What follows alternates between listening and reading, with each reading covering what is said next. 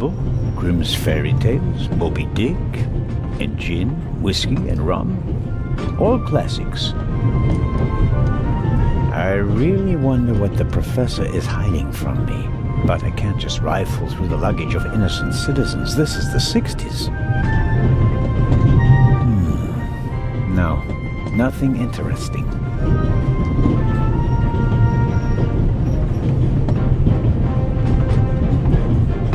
Wow, that's a very nice fountain pen.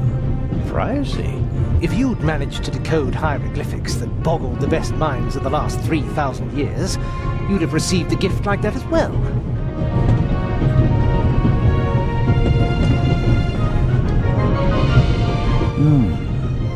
Assuming there really was someone in the compartment, and he climbed out the window, where's he gone?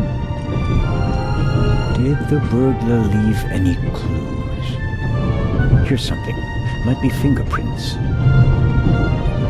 They're tough to make out, but I do believe there are some prints on the window. If I had a forensics kit, I could make the prints visible with carbon powder.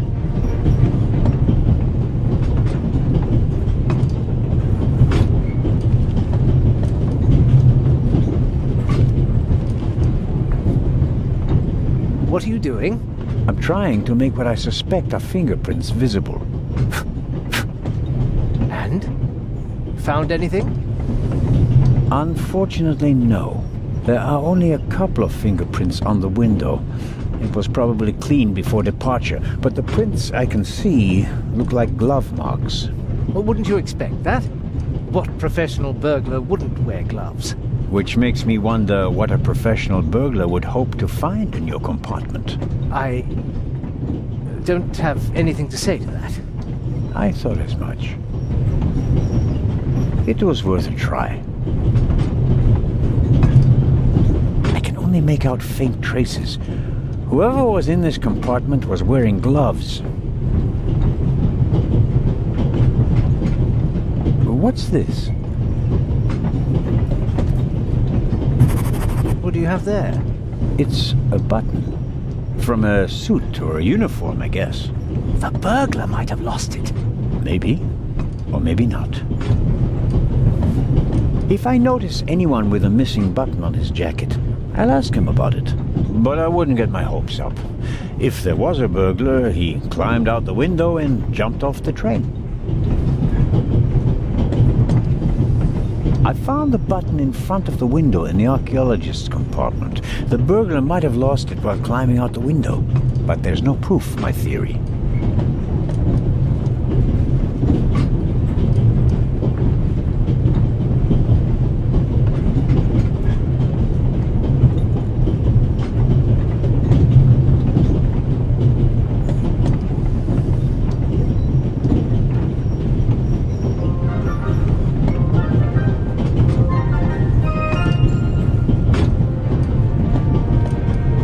Professor Lucien? Yes? Oh, nothing. Well, good.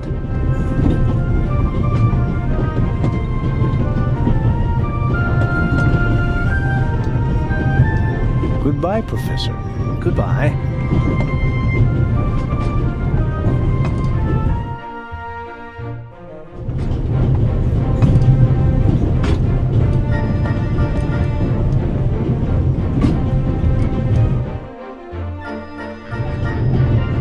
Pardon me, sir.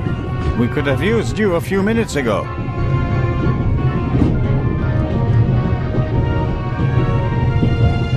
Mrs. Miller? Yes? Thank you for your hairpin, Mrs. Miller. It really got me out of a jam. Oh, really? That's good to hear. And thank you for bringing it back to me. Not everybody would have. I'm a Swiss policeman, madam. I couldn't do otherwise even if I tried. Goodbye, Mrs. Miller. Goodbye, Constable. There are thousands, but nothing but... I think it's uncomfortable, although she's just...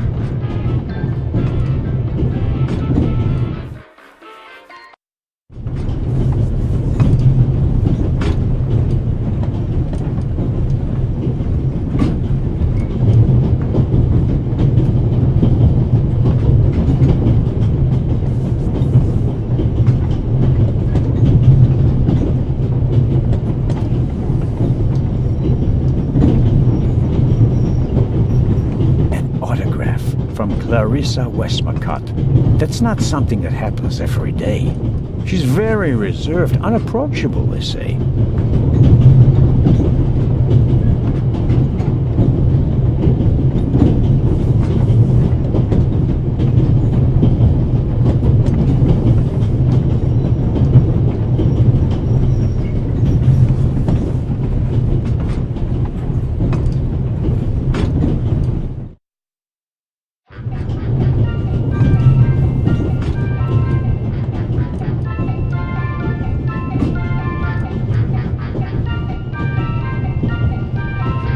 Hello, Dr. Gebhardt. Ah, Mr. Zellner. I've been wondering why you're wearing gloves. Are your hands really so sensitive? Or are you cold? Well, it's an old habit. As a doctor, one is so conscious of all the pathogens, bacteria, and viruses that surround us. Though, of course, perhaps I do tend to be a bit too cautious. I know exactly what you mean. As a policeman, I sense subterfuge and lies everywhere. Auf Wiedersehen, Dr. Gebhardt. Goodbye, Constable. It was a pleasant chat, really.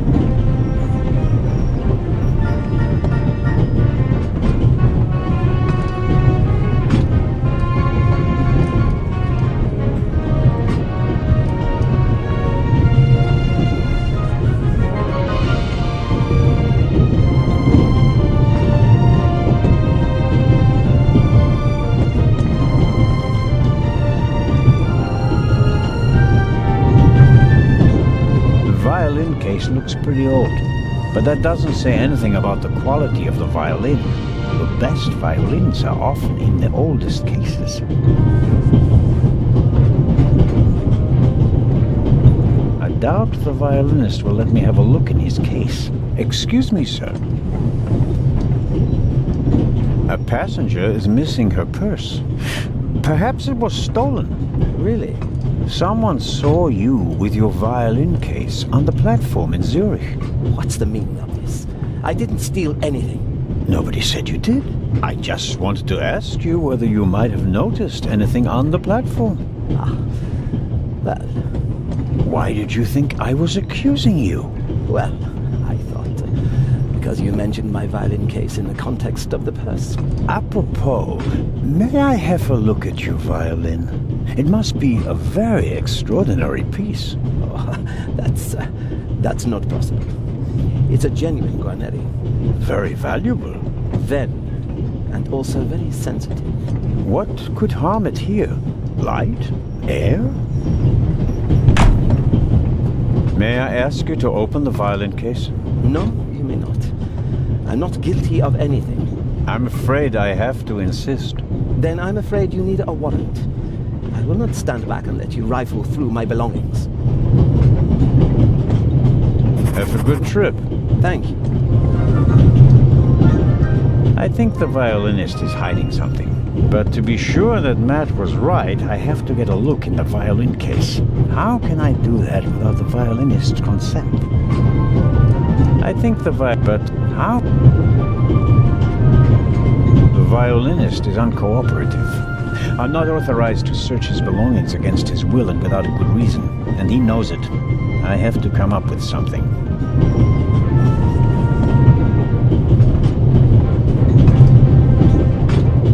All right, Matt, tell me now. The violinist won't let me check his violin case. Of course he won't. He's hiding something. Should I distract him?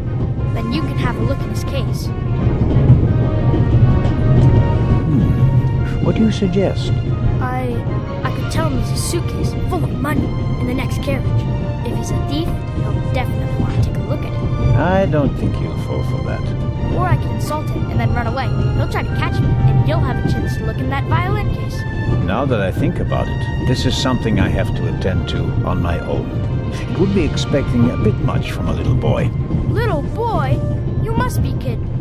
Sorry, Sheriff, but your idea about distracting him is good all the same. So long. So longer.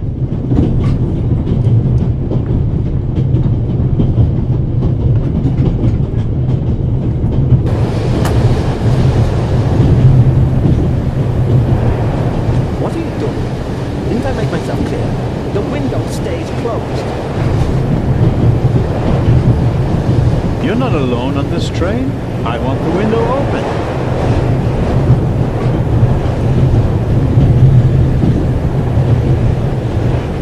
Swiss politeness doesn't seem to be what it used to be.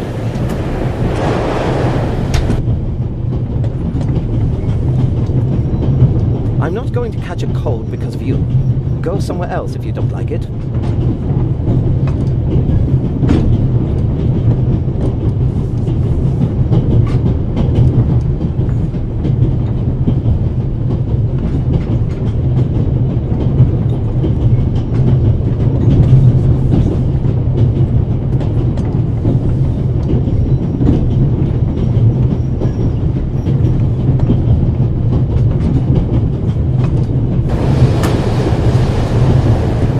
The tip of the toothpick is stuck between the window and the runner.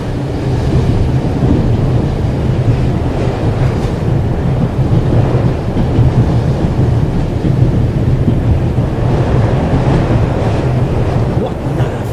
I'll complain to your superiors.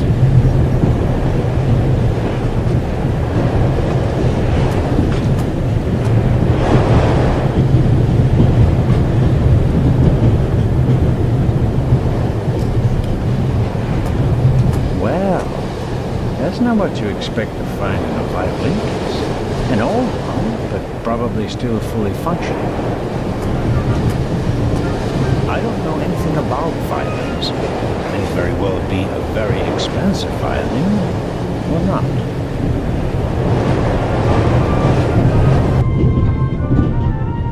Hey, what are you doing there? I was taking your case for safekeeping, since it was left here unattended. When I picked it up, the cover unlatched. I never leave my violin unattended. Ah, then no one else could have put this purse in your case. Someone must have snuck it in. Like you. Aha, for sure. And you have a pistol in the case because... I don't owe you an explanation. It's mine. I have a gun license. Now, take the damned purse to the Baroness and leave me in peace. Just get lost. It won't be that easy. I'll report the incident to the Italian authorities in Venice. I'll inform the authorities in Venice. They'll decide what to do with him.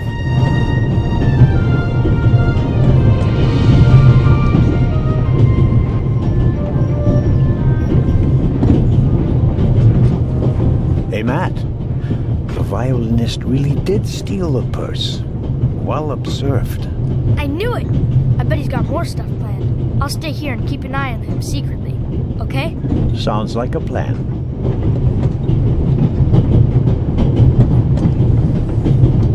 I found the button, but there's no... Should I take a look inside? It would be a breach of trust. On the other hand, there might be important clues to be found.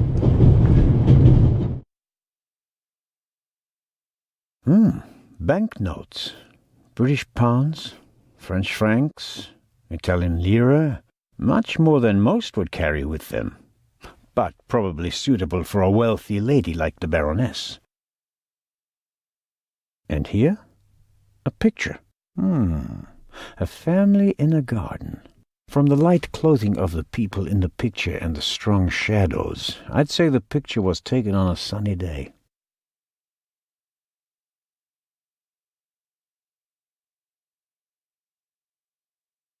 Tough to read. It's old-fashioned German.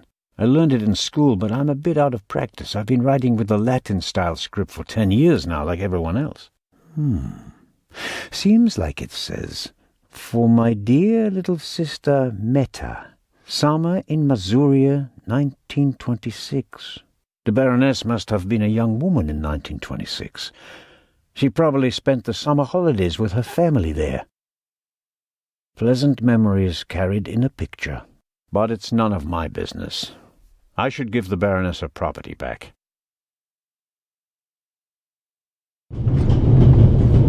There's nothing of interest to me or to Inspector Legrand in the purse. I should give it back to the Baroness.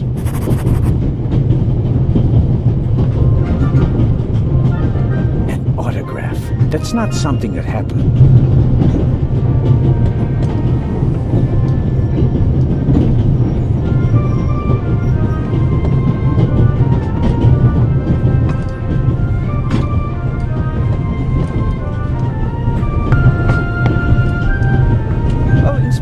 Did you find the Baroness's purse?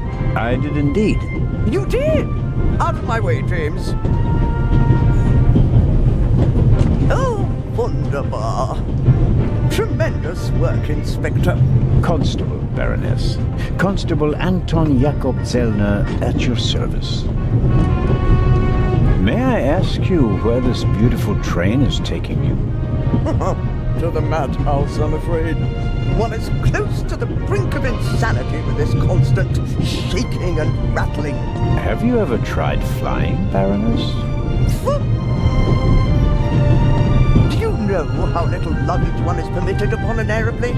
It defies all reason and good taste.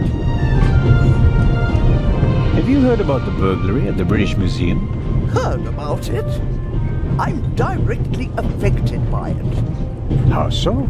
I'm in charge of the Friends of the British Museum. And for your information, I'm financing the exhibition. Exhibition? What exhibition? The exhibition in Cairo. Where did you think we were going? The eyes of the Sphinx were supposed to be exhibited together for the first time in decades. Now that one of them is gone, the exhibition will be rather less sensational than we'd hoped. On the other hand, there's a chance that all the uproar will generate more attention, and that the exhibition will still be a great success. Perhaps, but we wanted to show them both together. That was the whole point. Can you tell me anything about your fellow passengers, Baroness? No, not really. I could hardly care who's penned up in here with me. Oh, no. Wait a minute. Lucien is here, the professor. Poor fellow. The eye of the Sphinx that was stolen belonged to his collection. Professor Lucien is an Egyptologist. But of course. As director of the Egyptian department of the British Museum, he has to be. The whole burglary thing really upset him. Director Thomas told me he was a nervous wreck. I'll take my leave of you now, Baroness, and I do hope your journey becomes more bearable. Ha! Yes, indeed, Inspector. Constable. James?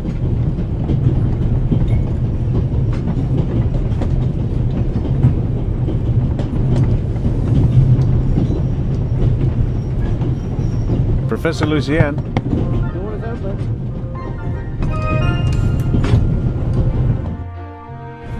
How can I help you, Constable Zellner? I believe you and the inspector do know each other. Well, what makes you think that?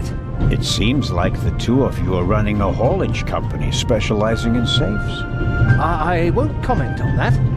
It's a matter of international importance. Tell me, Professor, would you happen to have a key in your briefcase? And if so, would it still happen to be there? Then all would be as it should. That's what we hope, at least. All the same, it would have been a simple matter for a thief to make an impression of it. Right, Professor? Oh. And the break-in? It wasn't an issue for you? Even though you're the head of the department where it occurred? All right. The burglary was most upsetting. And shocking. And I didn't know what to do, okay? And you couldn't just tell me that. The fewer people who know about it, the better. I can't trust anyone. You're not only going to Venice, are you? Could it be that your journey will continue? All the way to Egypt, perhaps? I'm on your side, but the more you lie to me, the more difficult you make my job. Professor. The good professor is hiding something. It would be good if I could find out more about him.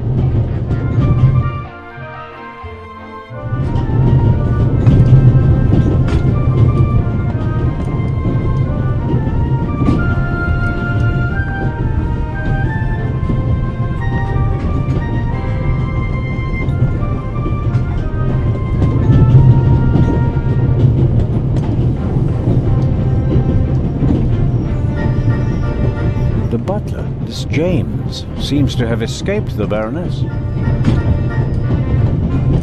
Good day to you, sir. Can I be of any assistance, sir? I wanted to ask you a few questions. Where did you and the Baroness board the train? In Paris, sir. The Baroness was there on behalf of a charity that she supported for many years. So you weren't in London when they broke into the British Museum? We may have been, actually. We left for Dover bright and early the morning after the burglary. But it was in Paris when we first heard of it. The morning paper in London didn't mention the unfortunate event, sir. And just 2 days later, you're on a train bound for Switzerland. The Baroness certainly gets around. Indeed, sir. We're practically always on the go. What can you tell me about the Baroness? Nothing, sir. A butler does not tattle. If you'll pardon a rather odd question, are you really named James? That would be a lucky coincidence in your line of work. My name, sir, is Clive Alfred Inch. Your second name is Alfred, yet the Baroness calls you James. Madam considers James to be the only forename suited to a butler, sir. Isn't butler an odd choice of career? Butler? Many would say it's a strange job. It is true that I am one of a dying breed, sir. The war claimed a generation of butlers. Have you been to war as well? Indeed, sir. I was a groom for a cavalry officer. When you British talk about war, one is never sure which war you mean. It seems the situation hasn't changed much since the 30 Years' War, has it? Shrapnel from a bomb dropped by a Fokker would not have wounded me in the 30 Years' War, sir. No, of course not. Goodbye, James. Or Alfred.